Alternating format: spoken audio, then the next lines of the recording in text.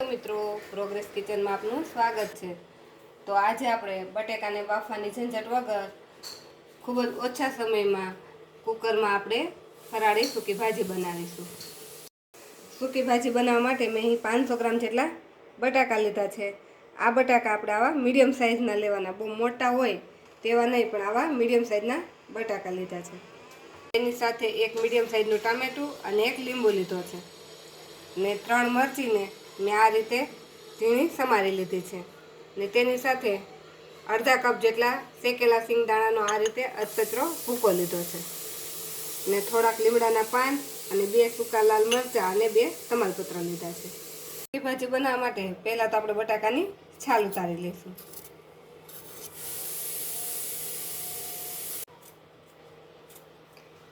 તો આવી રીતે આપણે પહેલાં બધા જ બટાકાની છાલ ઉતારી લઈએ। બટાકાની છાલ ઉતારાઈ જાય એટલે તેને આપણે એક પાણી ભરેલા બાઉલમાં રાખતા જઈશું।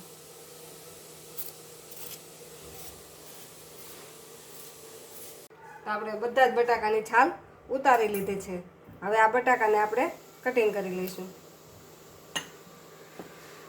તો આ બટાકાને પહેલાં આપણે વચ્ચેથી આ રીતે કાપી લઈશું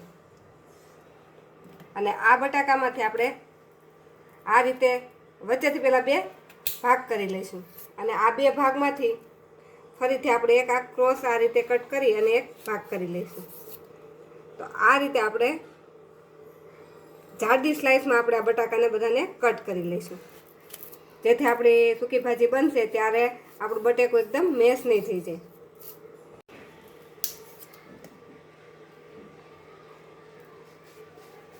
આવી જ રીતે આપણે બધા જ બટાકાને કટ કરી લઈશું।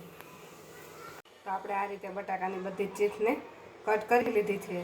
તો આ બધી જ ચીપ્સને આપણે એકવાર આ રીતે પાણીથી ધોઈ લઈએ, જેથી તેમાંથી બધો વધારાનો ટાર્ચ નીકળી જાય। તો 2 પાણીથી ધોઈ અને આપણે બટાકાની ચીપ્સને આ રીતે કોરી કરી લીધી છે। તો હવે આપણે સૂકી ભાજીનો વઘાર કરી લઈએ। તો અહીં એક કુકર લઈ લીધું છે અને આ કુકરમાં હવે આપણે તેલ લઈ લઈશું। તો અહીંયા 3 ચમચી જેટલું આપણે તેલ લઈ લઈશું। આપણું તેલ ગરમ થાય એટલે તેમાં આપણે 1 ચમચી જીરું નાખીશું।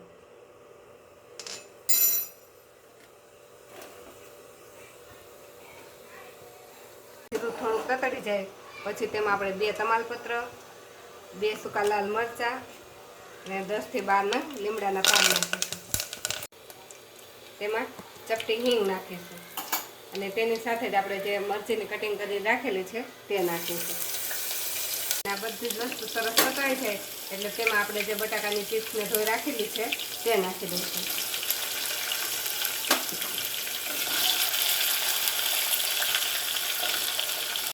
હવે આ બધી ચીપ્સને આપણે વઘાર સાથે મિક્સ કરી દઈશું। તો વઘાર સાથે આપણી બધી જ ચીપ્સ સરસ મિક્સ થઈ ગઈ છે। હવે તેમાં આપણે અડધી ચમચી જેટલી હળદર નાખીશું। જો તમે હળદર ને હિંગ ફરાળમાં ન ખાતા હોય તો તેને સ્કીપ કરી શકો છો। આપણે અડધી ચમચી જેટલી હળદર નાખીશું, સ્વાદ પ્રમાણે મીઠું નાખી દઈશું। મીઠાને પણ આપણે સારી રીતે આમાં મિક્સ કરી દઈશું।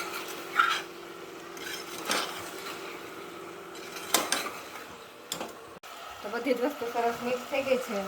હવે આપણે આ સૂકી ભાજીને કુકરમાં બનાવીએ છીએ એટલે અત્યારે આપણે કુકરમાં પાણી નહીં નાખી દઈએ, પણ આ રીતે ખાલી આ રીતે ઉપર ઢાંકણ મૂકી 2 થી 3 મિનિટ માટે રહેવા દઈશું।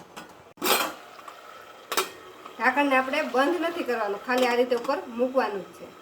તો 5 મિનિટ માટે આપણે કુકરનું ઢાંકણ રાખી આ રીતે એને ચડવા દીધા છે। તો 5 મિનિટ ચડવા દેતા તે થોડા સોફ્ટ થઈ ગયા છે। જો આ રીતે આપણે દબાવીએ તો એ 80 થી 90% જેટલા બફાઈ ગયા છે। હવે તેમાં આપણે જે ટામેટું લીધું હતું તેને આ રીતે કટ કરીને નાખી દઈશું અને આને પણ આપણે મિક્સ કરી દઈશું। તેમાં આપણે 1 મોટી ચમચી જેટલું ધાણા જીરું નાખીશું।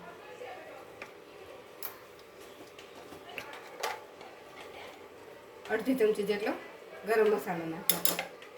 આને પણ આપણે મિક્સ કરી દઈશું। જો તમારે લાલ મરચું નાખવું હોય તો આ સમયે તમે આમાં લાલ મરચું પણ નાખી શકો। હવે આમાં આપણે જે શેકેલા સિંગદાણા રાખેલા હતા તે નાખી દઈશું. આમાંથી આપણે અડધા સિંગદાણા અત્યારે નાખીશું અને અડધા બાકી રાખીશું.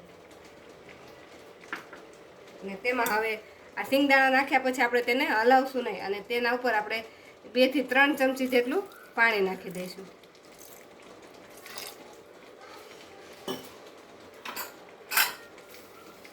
અને કુકરને બંધ કરી આપણે મીડિયમ ગેસ પર આની એક વિસલ કરી લઈશું. આપણા બટાકા 70% જેટલા તો બફાઈ ગયેલા જ છે, એટલે આપણે ધીમા ગેસ પર એક જ વિસલ આને કરવાની છે.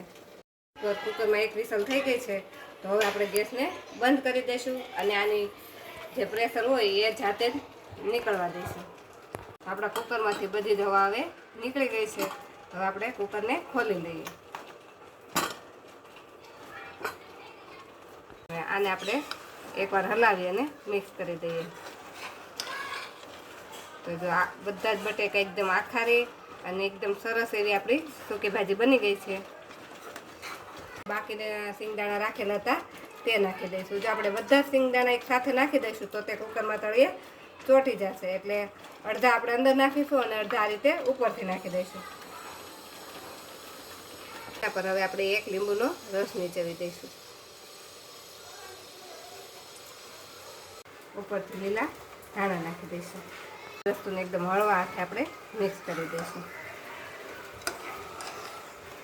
તો એકદમ ટેસ્ટી અને ચટપટી એવી આપણી બટાકાની સૂકી ભાજી બનીને રેડી થઈ ગઈ છે.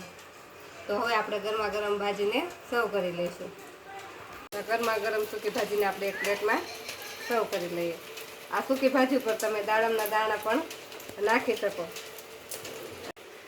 જો તમને અમારી કુકરની સૂકી ભાજીની રેસીપી ગમી હોય તો અમારા વિડીયોને લાઈક કરો અને પ્રોગ્રેસ કિચન ચેનલને સબસ્ક્રાઈબ કરો.